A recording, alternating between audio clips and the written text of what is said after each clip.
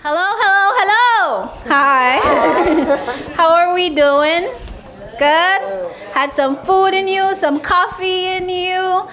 Shout out to the BB barista girls, the best baristas.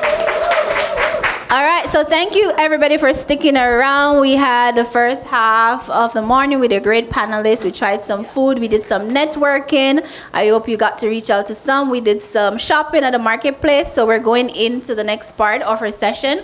We are going to have another panel, but this time it's gonna be Curly Hair Chronicles. So we're gonna talk about black hair, black identity. Patricia is going to lead us into this session. So as you see, for the first one, it's very interactive. So if you have questions, if you want to participate, be a part of it, be a part of the conversation. So thank you again. It's been an amazing day. I love seeing you guys in here. Please come back. It's the grand opening. So invite your friends. Share us on Facebook. Share us on Instagram, TikTok. Take pictures and just, and tag us. Peace. Thank you. Okay, have a nice day. And Patricia, you can take over. Hello again. I love how the day is flowing and how you guys are still hanging around. And now it's time to talk about ourselves and something that defines us, whether we like it or not. And it's one of those invisible conversations that stay under the table is our curly hair. So to start this panel today, I want to introduce myself in the spectrum that's relevant to the subject of this panel, and also I want everybody to introduce themselves. So I've been in the curly hair industry 14 years now. So my first business, like brick and mortar, was a curly hair salon, was the first curly hair salon in the Dominican Republic. Then came the products, then came the academy, and that changed the whole narrative of curly hair in the Dominican Republic, a place where nobody wanted to talk about black hair. Today, there's, I would say, almost 1,000 of curly hair salons in every corner of the island. And to me, that's a blessing, because then my job is done. Wherever you go that you need to take care of your hair, there's somebody that's going to help you.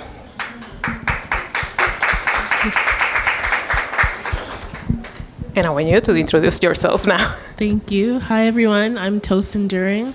I'm the co-founder of Beauty Braids and Beyond, an online beauty supply store that is reclaiming and revolutionizing the beauty supply industry by focusing on the prioritization of innovation, education, and accessibility as tools for those with textured hair to empower them on their hair care journey. That's right. Hi everyone, how you doing? Good. Thank you so much for being here. My name is Bade Obasa, and I'm the founder of the Baddest Events, an events management consultancy here in Ottawa. And we host our own rooftop events that are immigrant inclusive and wellness inspired. Speaking about that, feel free to check us out. Shameless plug at the Baddest Events. And yes, I'm excited about this conversation. Thank you.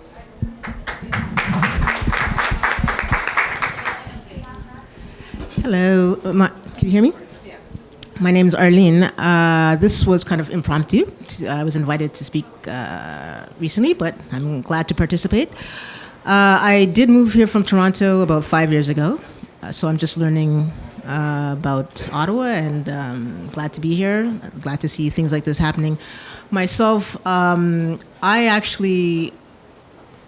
have a background in communications, but I also am a professional makeup artist. I worked for Iman Cosmetics for 10 years.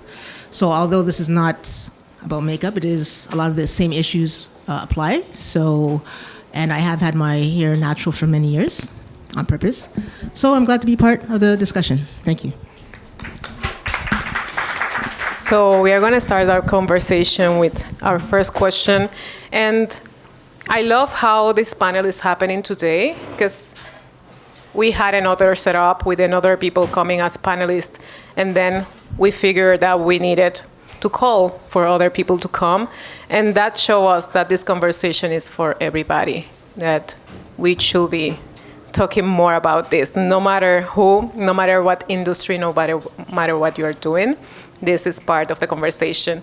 So my first question, and I'm going to start from here, is how your curly hair journey had shaped that sense of identity, especially as a Black person for you.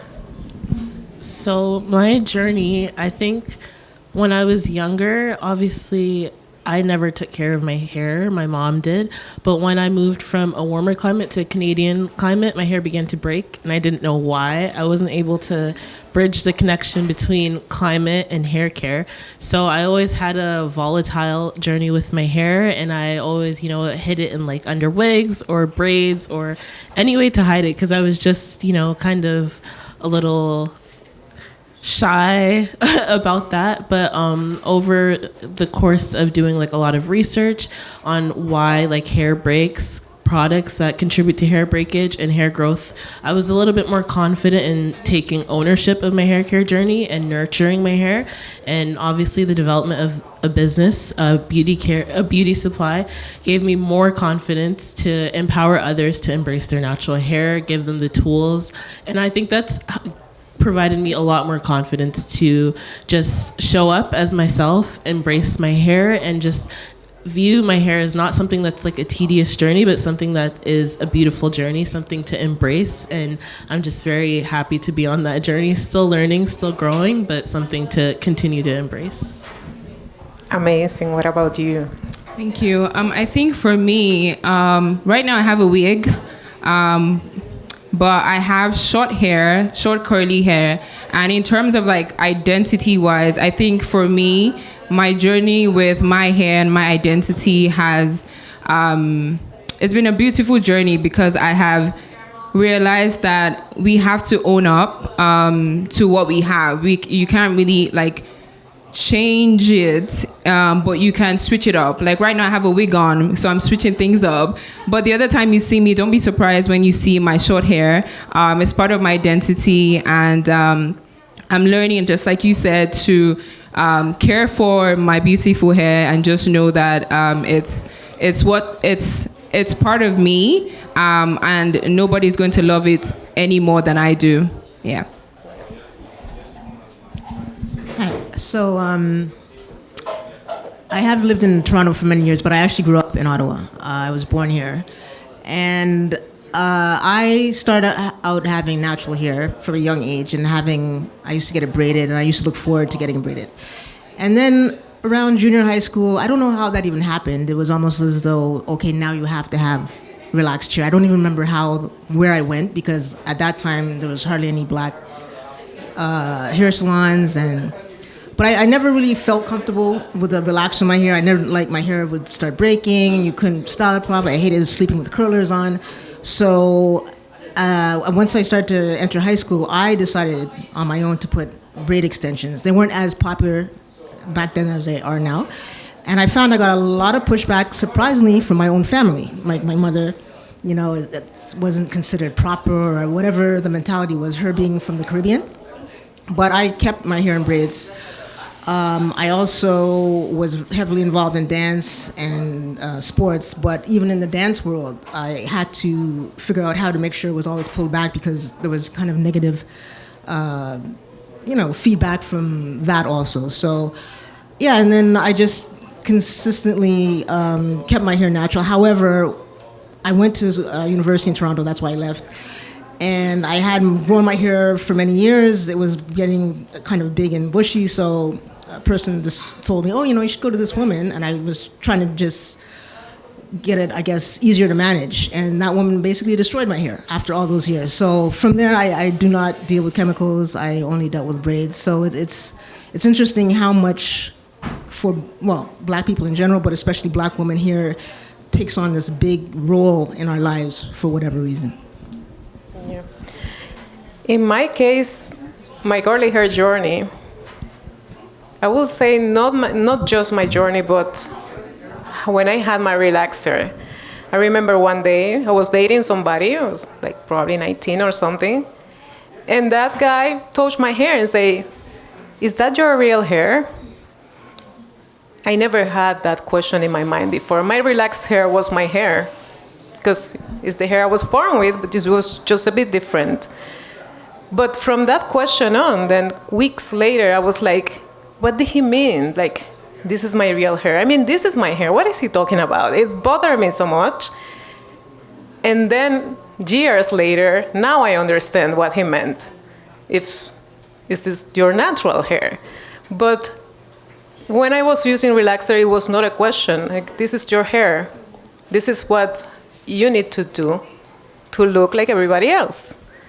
So going after that and just cutting all my hair and wearing it natural, and that process of seeing myself again, seeing my face again different, it shaped me different.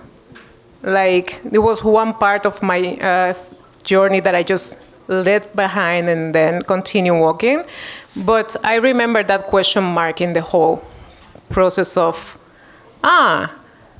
this is not necessarily mine, and I can take it off and let something else grow.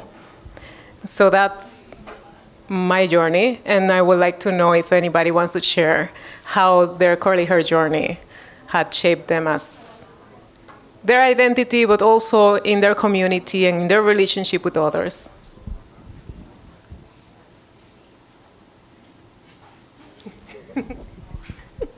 Don't talk everybody at the same time. We can't hear like that. Oh, thanks. I think the pandemic really was a time for me to really learn how to do my hair because, you couldn't go rely on the salons or, maybe travel somewhere to get it done. So that was really a time where I really took it in my own hands and really started to watch YouTube videos or find curly hair specialists on Instagram and learn more about actually having to deal with my own hair.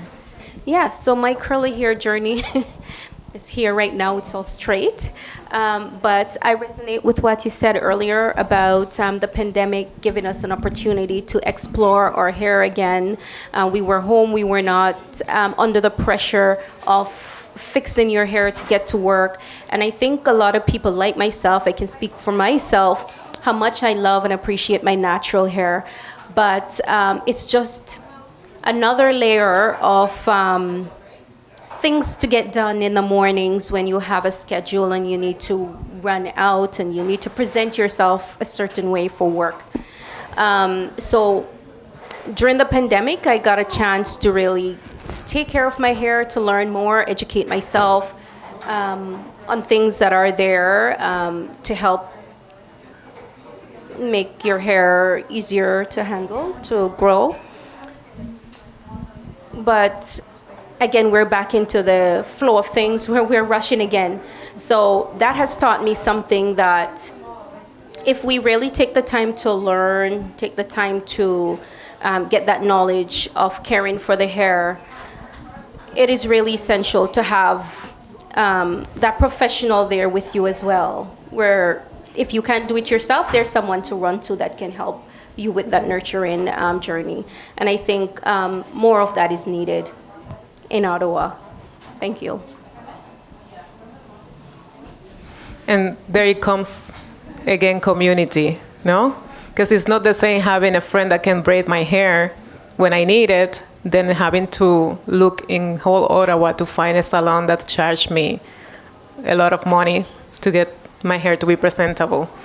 So I'm gonna go back to our questions. And this is more about how we reflect when we are taking care of our hair and when we are showing it to the world. And my question to you girls will be, how do you feel like showing up with your hair natural, curly, however you bring it to the table, it's helping or shaping or contributing to the self-empowerment of our Black community, and especially, I would say, to the little ones that are coming up in the journey?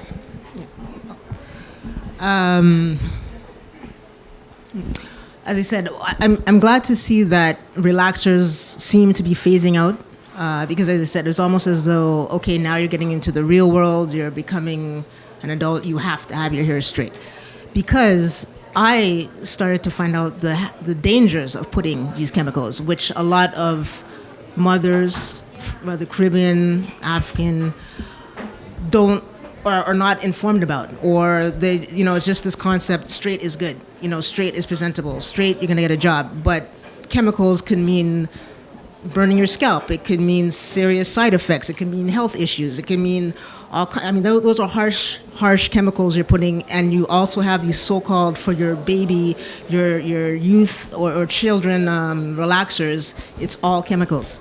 And when you think about, I'm kind of still trying to relate to your question. If a Caucasian or an Asian woman brought a 6-year-old child to a salon to get their hair dyed, she would automatically be rejected. That could even maybe be considered abuse, whereas a black mother is allowed to do this. And nobody's told about what you're putting on your child's hair, what this might what create further down the line. Nobody questions that. Why is this marketed in the market? All of this really should not even be allowed on the shelf, what it's doing. Recently, I found out, because that's why I had switched to braiding. I found if I put extensions in my hair, yes, when I go out in the rain, when I go jogging, my hair frizzes up. The extensions are great. But even the extension hair currently is not really safe, and you have to do your research again. We want to look beautiful. People can do beautiful braids, but just like what you're eating, just like what you're putting on your face, you have to know what you're doing to your body, and not just jump into a market because it's telling you often, okay, how you are is not good enough, change it, use this product, and you don't even know what the product's doing to you. So in terms of how I'm embracing my natural hair, because it's on my head and I should embrace it, just like other cultures are not from a young age told, well, your hair color is not right, change it. Your hair is too straight, make it curly. No other culture, as far as I'm concerned, really has to deal with that kind of pressure as the black community does. And I think it needs to change, and I think there needs to be a lot more education about why this is taking place and what you're putting on your head.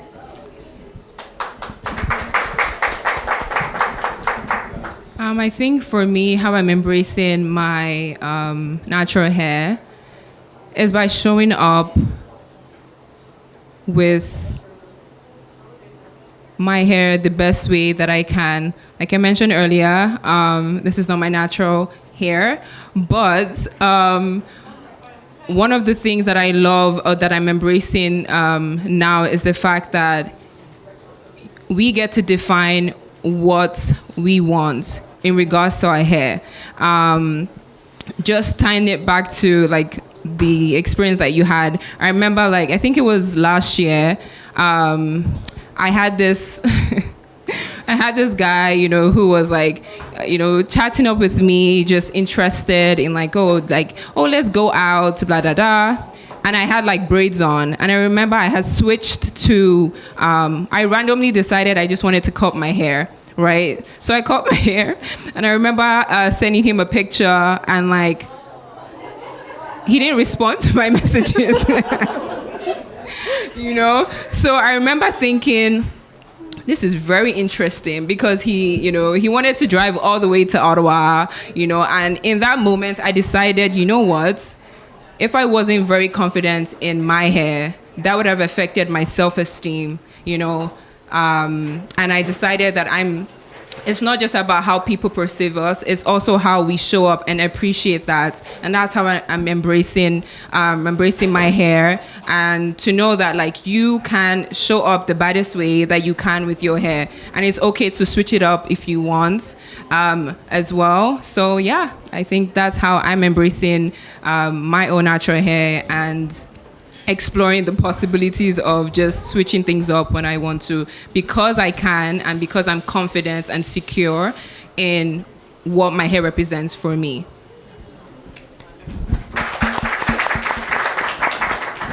I think the natural hair care movement has allowed us to shift the narrative and the language that we've had within our community on natural hair for so long. Like what you were saying earlier, a friend told you that your hair would be easier to manage. Like those words, they are harmful in the sense that this is my hair, the way it grows out of my scalp. What do you mean easier to manage? So I think that when we're embracing our natural hair, it's also the relationship and the words that we have to that defines our relationship.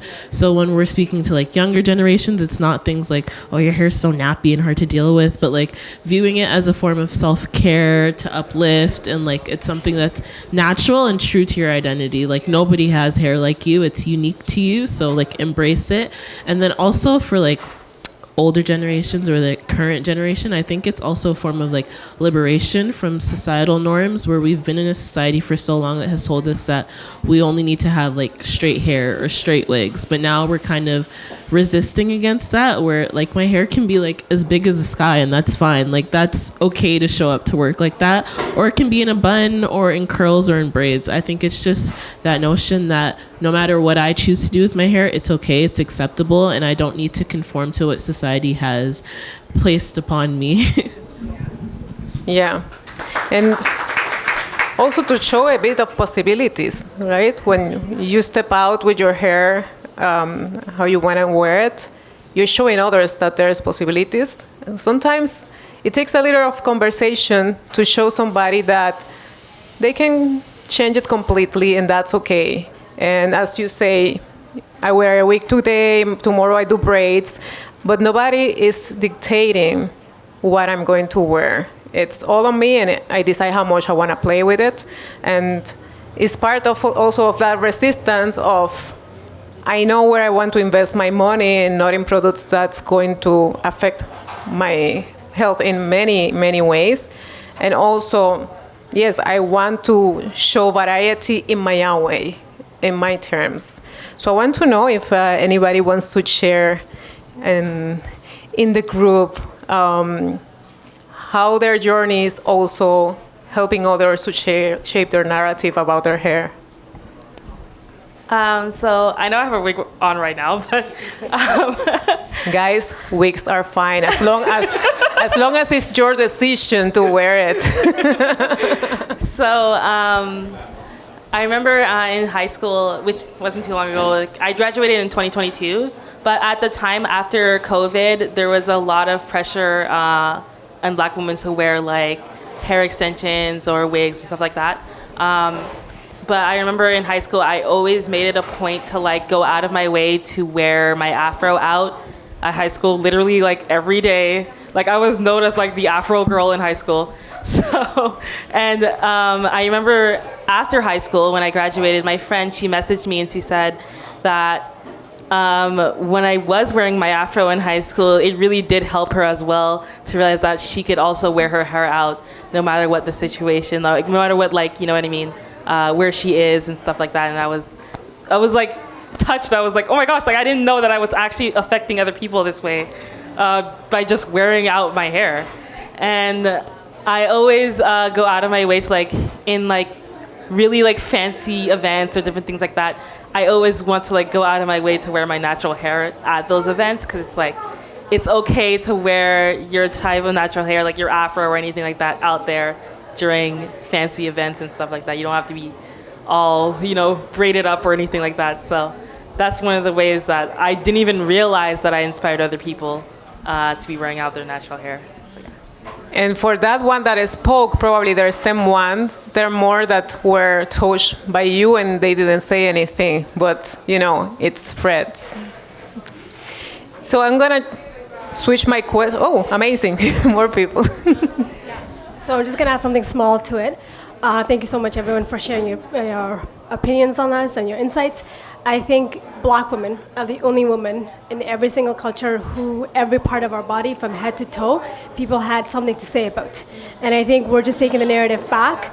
And I think, honestly, every time that I see a little girl having her natural hair, curly, whatever it may be, a Black girl especially, obviously, I make sure I let her know you look beautiful. Even if I'm walking down the street, if I have to walk from somewhere else, and now I do that to also when I see Black women who have natural hair. I'm like, I'm biased to curl hair. You can't see it because I'm like the whole hijab thing.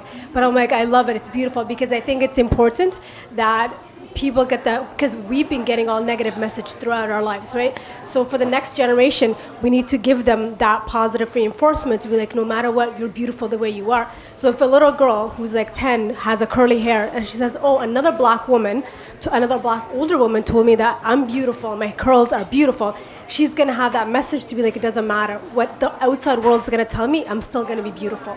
So I think just to do that as often as we can to encourage the next generation so that they don't fall in the same trap that we all fell in.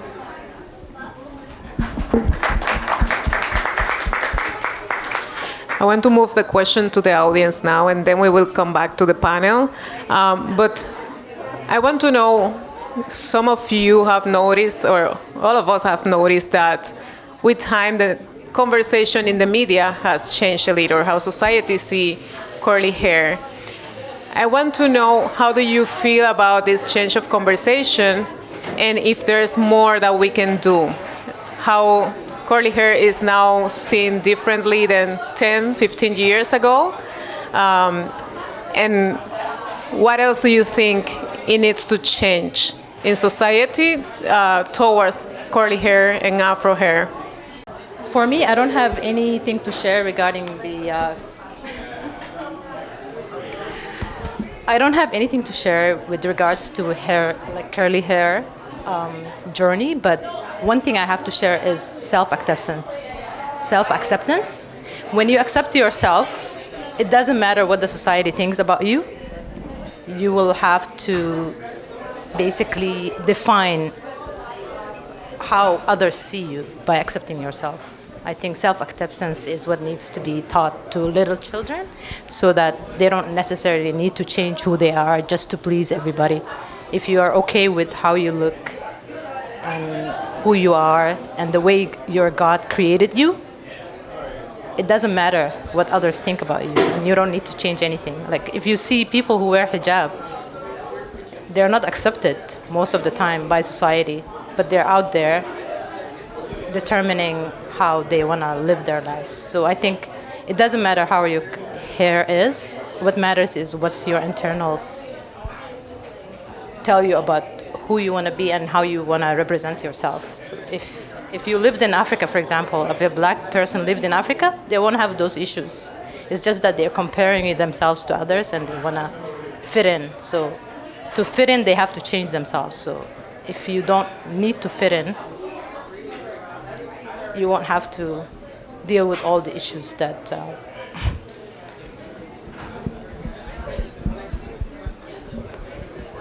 Thank you for that, my sister. I appreciate that. We said we definitely need to define for ourselves what we think is what we ourselves internally think is beautiful. I think what needs to change on this curly hair journey is beauty standards in terms of texture and length. I think that we are starting to embrace that natural is better. It's a healthy. It's it's affordable, and that we should learn to take care of our God-given. Hair, what's on our head. But I think that the beauty standards of the texture of our hair, kinky versus loose curls, bouncy curls versus the hair that stands up straight and defies gravity. That type of standard needs to change. It's all beautiful. And also length versus short cropped hair versus long, full, thick hair. We still are seeing products that says, grow your hair. And there's nothing wrong with long hair, but I'm saying that beauty standard that says that it's beautiful when it's longer needs to change. And on that note, our men need to be educated about our hair and help us with our hair. If your honey needs her braids taken out, help her take her braids out. Enjoy the texture of your woman's hair, your girlfriend, your wife's hair, and embrace her as much as she needs to embrace herself. Men need to be educated about that beauty standard. And I'm going to go back to my sister over here who suddenly was ghosted. Let's talk about that at some when she expressed her natural hair, and we keep hearing, "Oh, girl, is your hair natural? Is your hair natural?" But really, do you truly mean that? Do you really think that her natural hair is beautiful? When she takes off her wig, when she takes out her braids, is her hair, do you really feel that it's beautiful? And are you embracing her the way God made her and the way she is? So those three things need to change. Thank you very much. Thank you. I'm going to pass the mic now around. And we are continuing with this conversation about society and how society see curly hair, and what do you think it needs to be done. There's a lot done, but that lot done sometimes come from Pantene wanting to sell me a curly hair formula that is just a straight hair formula in another bottle, or a bank trying to sell me an account, but they don't hire black people. They just want me to put my money there. So in that sense, what do you think it needs improvement? I think representation and education. Representation in the sense that what you were saying is that it's okay if your 4C hair is short and shrinkage is okay. More representation in the media of the diversity of the natural hair movement. I think historically or over time, it's just been like looser curls and longer hair, and the concept that you can have that type of hair if you embrace natural hair. And I think what we need to do is have just a little bit more diversity in the media of those with the plethora of textured hair, and then education in the sense that I think that all salon industries, no matter if I go to a salon in Ottawa or Toronto, no matter who the salon is, I think that they should be educated on textured hair. I don't think that's often found. I think that within the Black community, we have to find niche salons to go to, and I think that it should be standard that those that are servicing are educated on textured hair. And then also not just within the salon, but also in beauty supplies as well. I think beauty supplies are kind of predatory in the sense that they do sell to us, but they don't provide us the education on the products. Subtle plug, Beauty Braids and Beyond provides you all the education that you need. But yeah, I think that beauty salons, beauty supply stores need to do a little bit better, and not just the selling experience, but also providing education on the products. So I think representation and education are really important. I love that. I agree as well. Representation, education, and I feel like maybe even experiences, like events where we get to talk about how we learn about our hair, content as well. Does anybody know Issa Rae? Yeah, of course. Okay, that's my OG right there. And seeing her on like mainstream media in her hair also like encouraged me to just know that like, you can style it however you want. It is true that like we need to learn about our hair. I'm someone who I don't want to stress about my hair.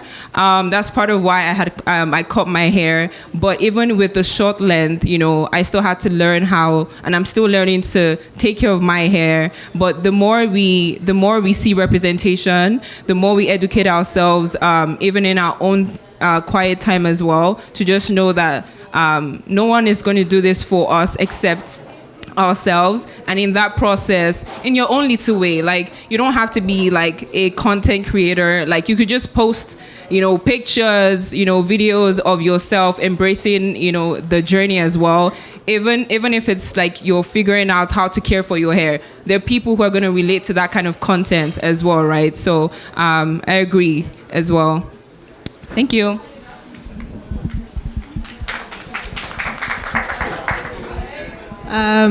Yeah, there's so much to talk about in this. Can you hear me? Yeah. So, as I mentioned, I had been a makeup artist for many years. I represented Iman. If you're familiar, she was one of the first Black supermodels. And she started her makeup line, because nobody could match her skin tone when she first went out. And I bring this up to say, I know we're talking about here, that as I was doing, and again, the thing about her line, it didn't only deal with the black woman, although a lot of women came for it because they couldn't find their colors in 2014, 16, and luckily she provided that. There wasn't as many companies as there are now with Rihanna and so on. What I'm getting at is that, yes, we can embrace, yes, we can get up and say, I'm going to wear my natural hair. However, I have heard of stories, such as restaurants, where a young black woman was a server, and she came to the job with her hair in very well done braids, groomed, and I believe she was told to take them out or go home or something. I don't know what resulted, but there needs to be more or less legislation. It's one thing to say you have policy that your hair needs to be pulled back or you have to, but because someone is well groomed and comes in with a natural African inspired hairstyle and you tell them that's not suitable, what exactly is the issue? Like, what are you really saying? So I think in society, there still needs work and there needs laws to prevent, which I don't know where that's at this point, to prevent employers from doing that kind of thing, because again, it doesn't happen often to other cultures. No other culture is told, I don't like your red hair, you can't work here unless you dye it blonde, things like that. And then also you look at, I find the United States is much further along to a certain degree. I find when you look at the media in Canada, you look at news reporters, anybody especially represented on screen, often their hair is not natural. Sometimes it is. There has been some improvement, but it's almost as though if you want to be viewed by all of our viewers and accepted, it's better if you have a more European or Caucasian type hairstyle to be accepted. So I think there needs to be work in that aspect, because not often if you come out with your big afro and want to go on the news, you might not be the person who's selected. And to your point about, I know you mentioned in Africa, you don't have to worry about your hair. However, when I was selling makeup, I would have customers from Africa, from Caribbean, from Latin America, and it's just, you almost want to do a study about it. The mentality, sometimes you're telling them, okay, it's say Christmas. You might be a lighter tone in Canada. You're going home to Africa. You're going to have sunlight. And people would be so against it. No. I want this light color. I want it, this obsession. Again, you have to question, where is this coming from? So I just see that transfer to hairstyles also. Sometimes I'd be doing makeup for weddings, and a black woman would be saying, like someone who always had a natural hairstyle or had braids or but for her wedding, she had to have a weave. And I asked her, well, why? And she said, no, it's because it's my wedding picture. And so either outside influences are telling her, or maybe in her mind, which I found was sad, I'm not beautiful unless I put in something that, in other words, this is your wedding picture. It's going to be up on your wall for years. This is representing who you are, a very special day in your life.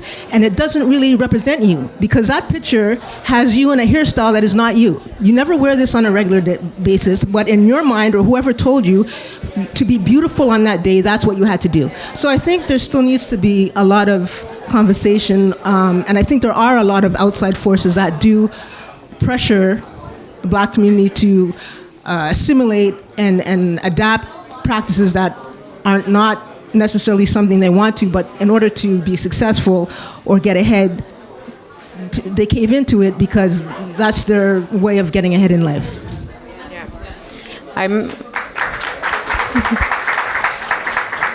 I'm glad you talk about legislation, because we stay in the romantics of, yes, I'm embracing my hair, but how does that mean for my pocket? How does that mean for my profession?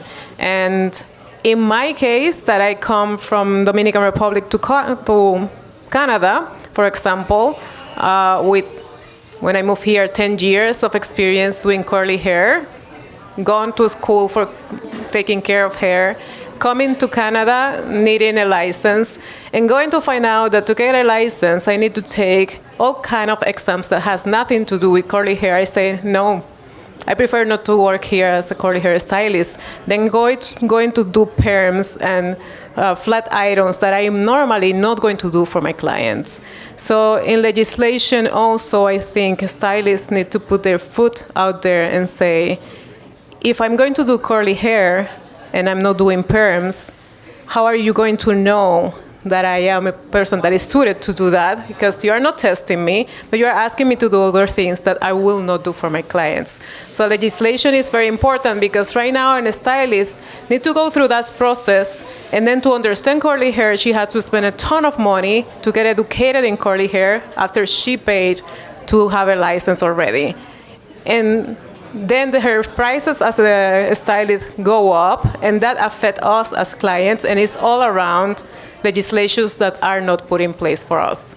So to wrap up the conversation today, I want to ask everybody, what would you say to somebody that is struggling in this journey of embracing their hair naturally? And it could be for personal reasons or for society reasons or for reasons that sometimes we just put in our hairs and in our heads. What would you say to that person briefly to help them kind of embrace their hair? I would say first and foremost to surround themselves or follow people that look like them so that they feel a little bit more empowered to get more inspiration.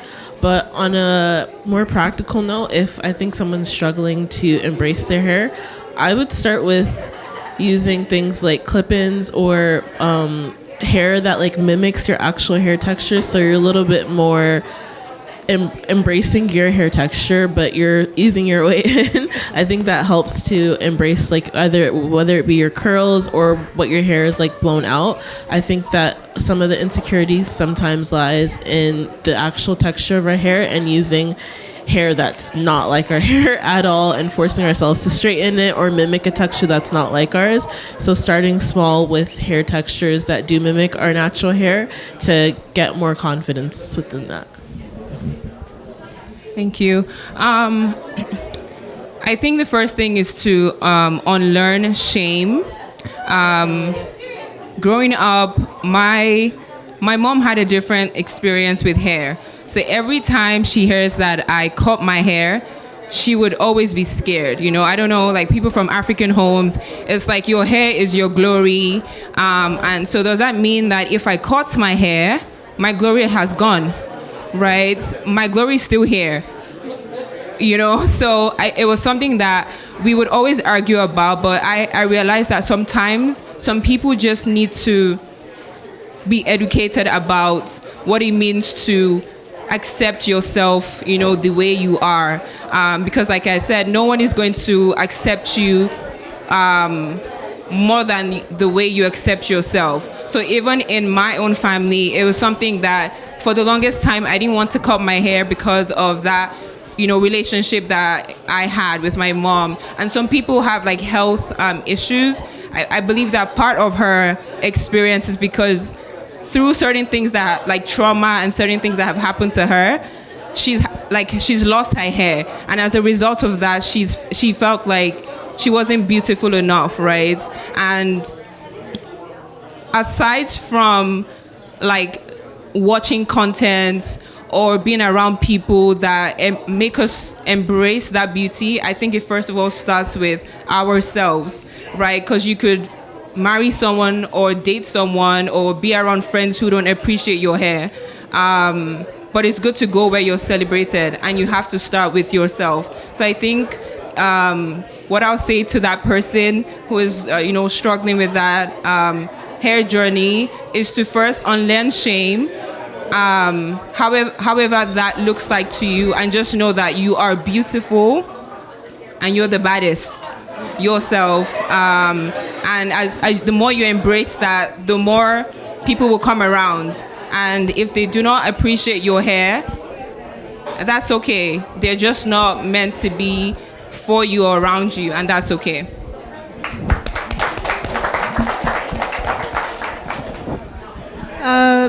So I would say, one thing I wanted to say too was, I noticed here in 2024, there are quite a few black women or black people who even when they want to go natural, really don't know how to even deal with their own natural hair. They might not know how to do braids. They might not know how to do their daughter's hair, and it's again kind of sad that we've been bombarded with so many other cultures that sometimes we don't even know our own, here in Canada especially. So, there are different resources. There's obviously all kinds of videos and so on YouTube, but be careful about what you're watching on YouTube. And it's not everybody's the expert just because they're doing or using a certain product. I've seen people use crazy glue for eyelashes, nonsense like this. So, watch it, but also be mindful of what you're watching and have common sense and, again, research. One thing I do find unfortunate, as you're saying, is when some, again, men and women, but black women want to say, okay, I'm going to embrace my natural hair, and they want to go to a salon. Sometimes they're not always readily available, or the prices are quite high. And so, you're like, okay, I want to do this, but can I maintain this price point? And they might look for alternatives. They might not be able to upkeep it. So, it's not easy. As I said, going out, you have beautiful natural hair braids, and then you go outside in the snowstorm, or you went jogging at the gym, and it might not look how it looked when you first went in there. So just knowing how to kind of maintain it, wrap it at night, what products to use in your hair, just embrace. And it's kind of interesting that sometimes especially in the black community, or women especially, when it comes to their hair, it's almost like a traumatic thing. Like, okay, I'm going to cut it off. And people are literally emotionally, physically reacting to getting there, because the one thing about hair, it will grow back. You might have some alopecia, or okay, you can deal with that, but it's not the end of the world. And often people go through this whole very difficult emotional process, but once they do it, it's almost like this breath of fresh air, and now they feel relieved, and it's a whole new life that they didn't know. So I know it's not easy. I'm not going to say it's perfect, and I personally feel, especially workplaces and so on, there still needs to be, if you find someone is harassing you about your hair, you might need to look at the legal aspects of that, because it's not allowed to tell you, as I said, as opposed to policy of how you have it pulled back or something, how to wear your hair. So look into those kind of things. But again, try it. It might be difficult. It might be something that you're uncomfortable with, but you might find the self-liberating and empowering feeling once you do it, that, hey, had I tried this years ago, I could have maintained this. So just embrace yourself. Thank you. So we are wrapping up, and I want to hear if anybody has questions. I have very short time, but at least 2 questions to answer if anybody has any, or any suggestion. Yes, I have a question about certification that you said you had to go through when you wanted to open a salon here. Was it a salon you wanted to open, or before you could practice here, you needed to be certified? It went all around. I got a job in a salon. I was not looking for a job, but I knew the owner, and the owner needed somebody while she go to maternity leave. So I ended up staying in the salon a year and a half. Mm-hmm. And then I say, maybe I will keep doing this. I was still debating if I was keep doing curly hair, because my body was still tired. So I was thinking into switching and doing something else. So I said, let me look at certifications and the license and everything, because if I'm going to do it, I just want to do it right, no? So when I go through the information for the license, I see that all the requirements of the things you need to know has nothing to do with curly hair. That's right. And it's the same certification for everybody, the same license for everybody. There's no curly or no curly, because there are things that hygiene and all that stuff that is for everybody. But what I found interesting in the curriculum is that there's not education for curly hair, but also if you're going to be a curly hair stylist, you only get tested for stuff that are not for curly hair. So my question is, for yourself as well, to educate and have an accredited institution to do black hair, how can we move towards establishing that here in Ottawa? Is it something like, I mean, look what was accomplished here in this space by collaborative effort. And I'm just thinking about all the things, we have GoFundMe campaigns now. If this is a need in our community to accredit our stylists for the type of work that needs to be done on our hair, is this some sort of educational institution that we can work towards developing and building? That's my question. Yeah, I believe it all goes through Health Canada and these kind of institutions that are the ones that accredit stylists. So this is not a school level. This is about more of the type of certifications you need to open any kind of a space and the type of license you need to operate. So this goes more into policies and legislation in the province and even in the whole country. So it's something that needs to be. So I know I spent some time in the United States, and I worked with some guys actually who were hairdressers. Even them, they have to know how to do women's hair to get their license. And I think even in the United States, with their big population, it's an issue because you get your license as, I don't know all the ins and outs, as a hairdresser, barber. However, natural hair was, I think there is a push, I don't know if they've established it, to get that as a separate license because it's not recognized. Even people who only do braids in a salon, technically, I think there was issue where they'd be allowed to touch people's hair because they're not accredited because they're only doing braids, or they could only be limited to what they were doing because they didn't have it. So I think even in the United States that has not been resolved yet. It's not recognized as, or I've heard of separate programs where you, even if you studied and paid $10,000 to become a hairdresser, you still have to go back and take specialized courses, say in the United States or other places, because they didn't offer it here. So that's something not only within the community, but as a government that needs to be pushed also. Definitely. What do you think about that?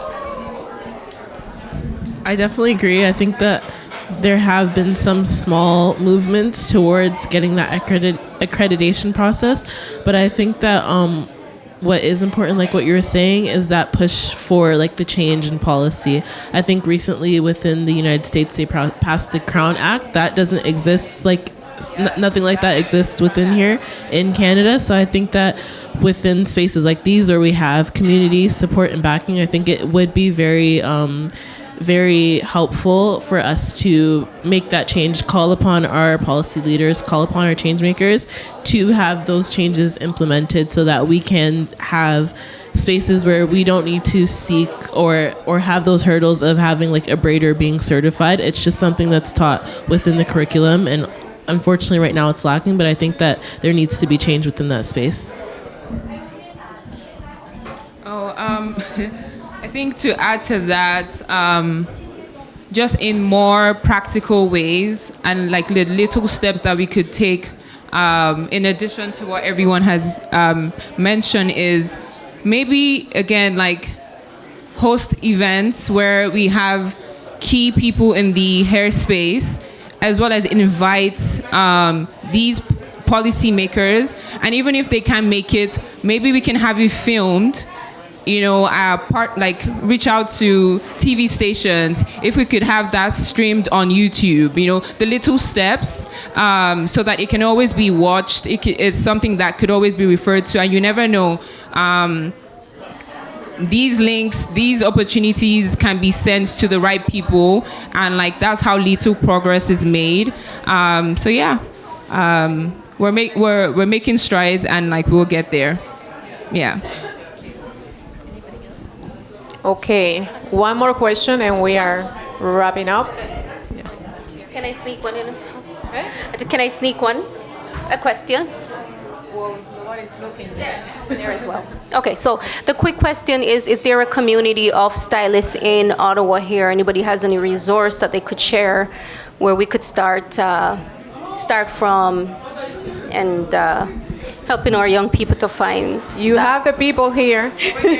Here, right here. for Beauty Braids and Beyond, we like to platform a lot of people within the community. So not necessarily an actual directory, but on our Instagram, we do have links to a lot of hairstylists within the Ottawa region, Toronto region that are Black and do work on hair. And we're always expanding that. So I know it's not an exhaustive list, but it is somewhere to start. The Instagram is Beauty Braids and Beyond, and we have a directory of different stuff. Beauty Braids and Beyond, yes. And I have a resource about taking care of your hair at home that I'm gonna pass to Shona so she can send to everybody that signed up for the event today. Okay. Hello. I hope everyone can hear me. Unfortunately, for those of us in the back here, we've not been hearing you so well, So I hope my question is not repeating, or what I'm about to say is not repeating what everybody has said so far. I just wanted to talk about, being professionals in the hair business. Now, everybody knows that if you're a doctor, so whether you're an OB, you're a pediatrician, you're an orthopedics, there is basic medicine that all medical students, all doctors have to go through, right? Where you understand the human body in its entirety, whether Black, whether white, whatever race.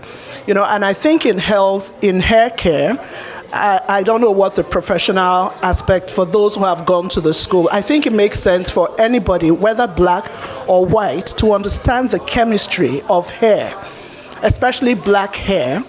And, to be certified. I know braiding, we come from Africa where anybody braids your hair. Your sisters, growing up as children, we braid each other's hair without having to go through any kind of formal training or anything like that. And we don't need to be certified to do that. But I find that when we find ourselves in a place like this, where people are interested in our kind of hair, we have people from all kinds of races wanting to do African hair. And I think it only makes sense for us to also go through that training to understand the basics of it. But what I don't know, in all the training schools where they have hair care and all that, do they have Africans who are also doing research in African hair who add to the curriculum, so that anybody who does, who comes to any of those spaces, you're studying hair, you want to be a hairstylist, then you have a specialist in African hair. So we understand the chemistry of our hair, we understand, and all the different things that apply to African hair. So again, like I said, I wasn't really hearing you guys from the back. So it's a question, and it's also part of my contribution to the conversation. The question is, do we have professionals in those spaces who are specialized in understanding African hair? And when we say African hair, I sit in a room full of Black people, but we're all very different. Our hairstyles and all that is very different. Do we have specialists that really understand what our hair is like, what products work best for our hair? And I really love what you said about YouTube, where we go on YouTube, we watch videos. Believe me, half of the people on YouTube don't know what they are talking about, because you follow them and you don't get the results that they get, and you're wondering what you're doing wrong. Some people stretch their hair, some people have wigs on their hair and they tell you it's their natural hair, So we really need to be careful, but it's good for us to have professionals who have gone into the process and to also educate us, on the right thing to do. So my question is I don't know if there's any professionals here who has been through the system. Do we have people who are specialists in the Black hair business in academic institutions? We do have professionals. I know a couple of them. One of them is Paula Whitelock. She's the owner of Curly Hair Designs. She started with a regular salon, and then she transitioned into curly hair. And it's one of the professionals I know. I don't know so many people that is actually accredited. And this is why policies have to change, so more people can get accredited and actually do the work for the community. Yeah. Sorry, when you talk about accredited, are you talking about being accredited to just do Black hair? Or, because what I'm kind of trying to suggest is that even to do just Black hair, we need to know the basics of hair. and be fully qualified to do any kind of hair, but specialize in black hair. Because if you're asking to be just accredited in only black hair, I kind of feel like it's not fair on everybody else, you know. And it also helps for you to get the scientific basics of what you're doing and then specialize in that area. Yes, she's accredited and she's specialized. And actually, I got to take some training with an American institution that she provided for us when I was working with hair. But to actually be specialized, you need to spend your money somewhere else. That education is not in Canada. That's what is lacking right now. Okay, everybody. Thank you, everybody, for being here. I wish we had more time to talk more, but I know this conversation is not going to stay only in today. This is continuing, and we are going to wrap up here. We have a little bit of time to mingle around before our dancing class start, because, you know, we also dance, right? Thank you, everybody.